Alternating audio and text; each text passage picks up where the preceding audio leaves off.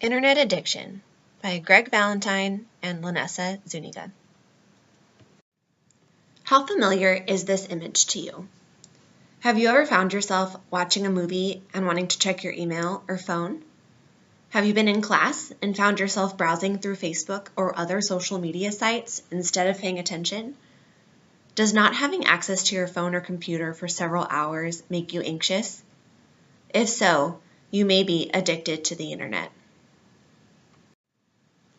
Internet addiction was introduced as a new disorder in the 1990s by Dr. Kimberly Young. While there are proposed diagnostic criteria for internet addiction, it is actually not part of the DSM-5.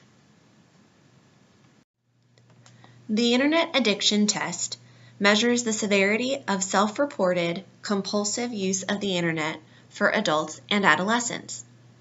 The scale was created by adapting DSM-4 criteria for pathological gambling. It views internet addiction as an impulse control disorder, and the term internet refers to all types of online activity. The Internet Addiction Test is the most widely used internet addiction scale, and the test has been translated in several languages, including Chinese, French, Italian, Turkish, and Korean. You will all be taking this test as part of this week's module. So why does it matter? Is being addicted to the internet really that bad? Well, internet addiction has actually been shown to negatively impact users' lives in many ways.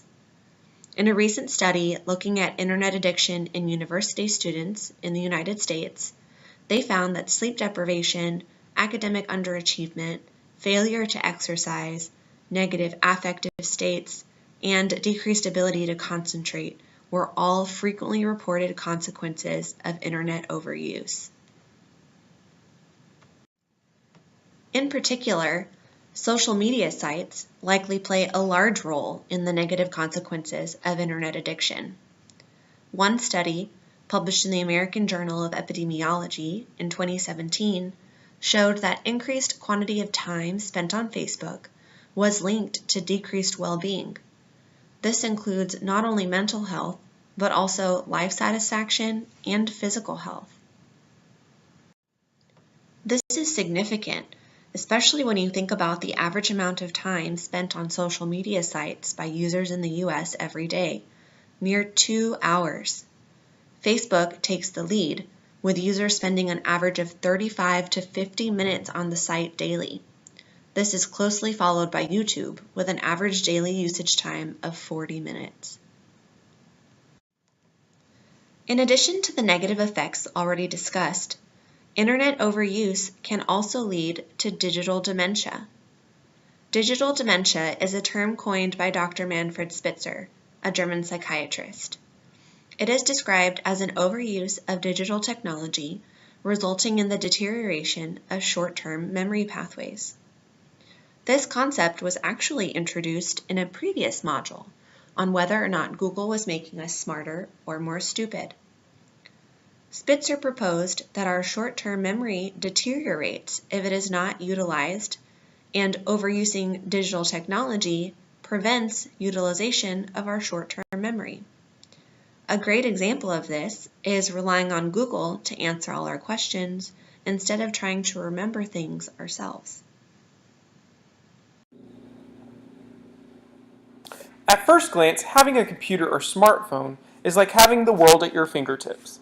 Everything you can have or want seems to be easily accessible with just a few clicks of a button. However, it is a double-edged sword. Mood, depression, anxiety, and digital dementia have all been previously mentioned as attributable to the internet. However, one question that has become present in the medical community is whether ADHD, or attention deficit hyperactivity disorder, is associated with addiction.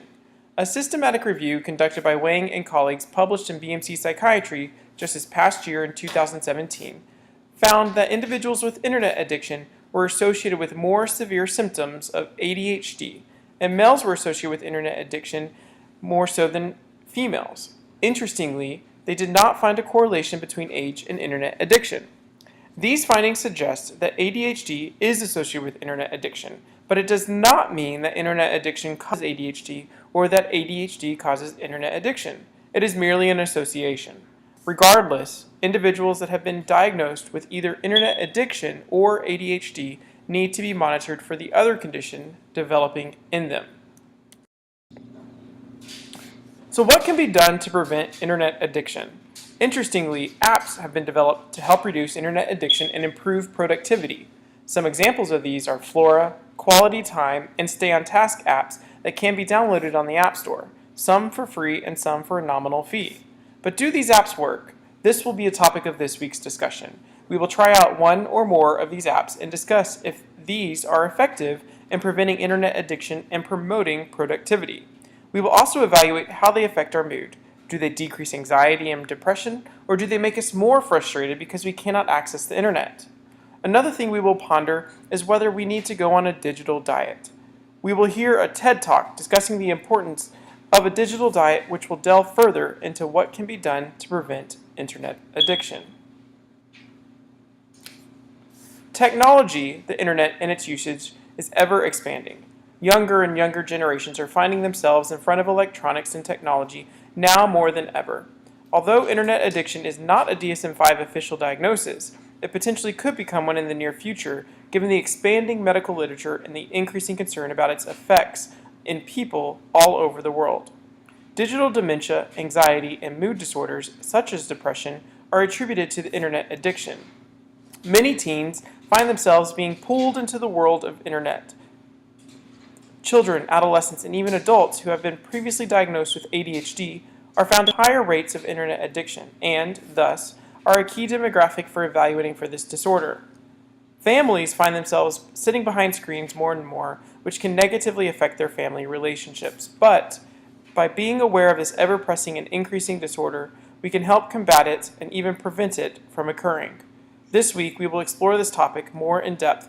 We look forward to hearing your thoughts as you reflect on internet addiction and discuss it on Blackboard. See you all online this week.